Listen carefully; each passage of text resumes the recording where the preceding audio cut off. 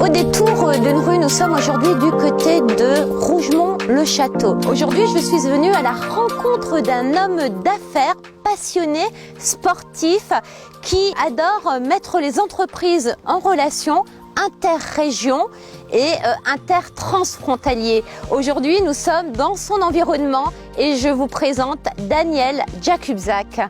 Bonjour Isabelle. Vous allez bien? Merci. Prenez place. C'est gentil. Daniel, alors on va parler de vous, une petite présentation. Qui est Daniel Jakubczak?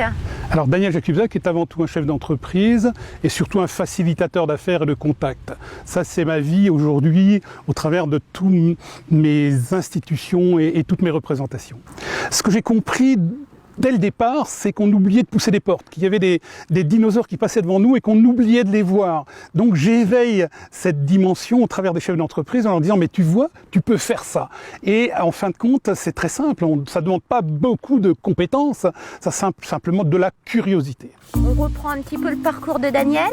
Avec plaisir. De vos débuts? Avant tout, une personne qui était cadre chez Yves Rocher, chez IBM, puis ensuite une volonté de créer des entreprises. Voilà un peu la vie professionnelle avant de rentrer dans les instances, chambre de commerce, initiative d'où, juge consulaire et surtout président du club affaires. On remonte un petit peu le temps, tout s'est passé en 2012. Alors le déclencheur c'était 2012, malheureusement la première fois nous étions deux. Et c'est vrai que cette démarche était de dire il faut réunir les chefs d'entreprise pour échanger, pour tisser des liens. Et aujourd'hui, on est en 2019 un peu plus de 150 à se réunir tous les mois. Donc l'idée, en partant de Belfort, c'était de se rapprocher de la Suisse, de se rapprocher bien sûr de l'Alsace et de la Bourgogne. J'ai compris que les personnes qui se réunissent mensuellement lors d'un déjeuner d'un vendredi midi avaient une teneur qui était celui d'échanger. On manque en fin de compte de contact. On a la tête dans le guidon dans nos entreprises et il faut trouver un lieu hors de notre entreprise qui nous permette d'échanger. Alors justement, quels sont ces lieux? Comment vous les trouvez?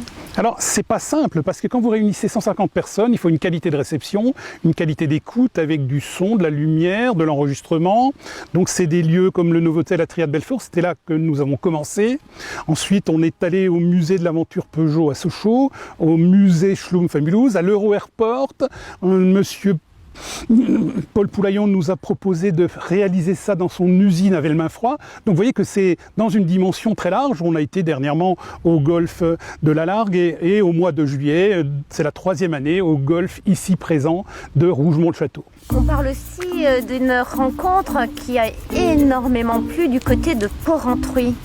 Alors oui, ça a énormément plu parce que nous, Français, nous nous installons en Suisse, on crée du lien dans un environnement qui n'est pas la France, donc c'est automatiquement un lieu qui a intéressé et interpellé l'ensemble de nos amis suisses, dans un cadre féerique qui était celui de la manufacture d'horlogerie Louis Chevrolet, avec un contact avec un chef d'entreprise qui est André Saunier, qui nous a présenté son entreprise, un savoir-faire dans le domaine des boîtiers de montre pour Hublot, et tout ça autour d'un apéritif fort convivial. Alors, des relations aussi de plus en plus fréquentes entre la Suisse et la France. C'est un long sacerdoce, ça ne se fait pas du jour au lendemain. Il faut coopter un certain nombre de chefs d'entreprise qui au départ sont un peu frileux, mais aujourd'hui acceptent bien de nous retrouver en terrain français. Tout le monde peut venir? Tous les chefs d'entreprise peuvent s'inscrire? Comment ça se passe?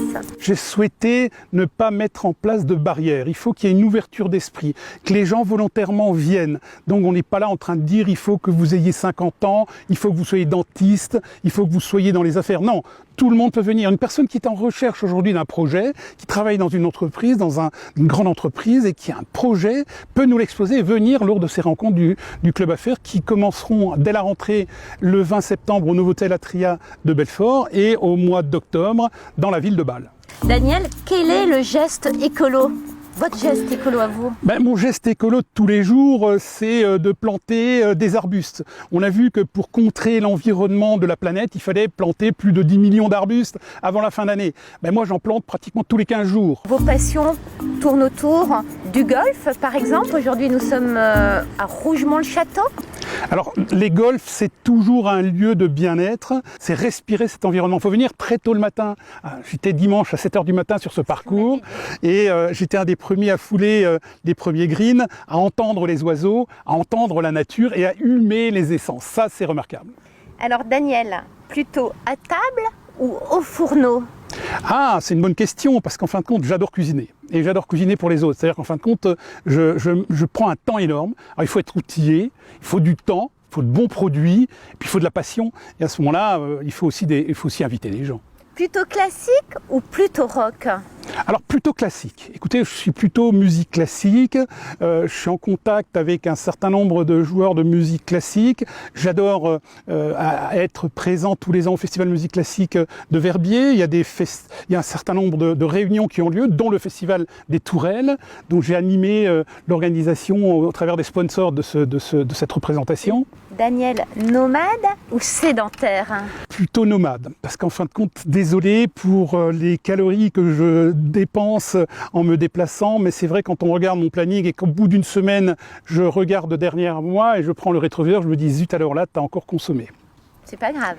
C'est pas grave parce que c'est de l'échange, c'est des contacts, c'est des nouveaux projets, Une ouverture d'esprit. une nouvelle façon de voir les choses, une ouverture d'esprit et encore des possibilités de lancer des nouvelles activités. Alors, plutôt oiseau ou génisse?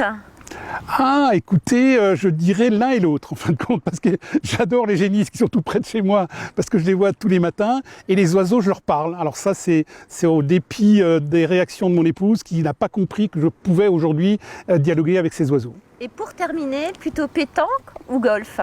Facile celle-ci. Oui, bien sûr, non, mais c'est vrai, je serais peut-être plutôt golf que pétanque, on est d'accord. Merci Daniel pour cette belle rencontre. On va taper la balle et puis on se dit à bientôt. À très bientôt et merci de cette interview. À très bientôt.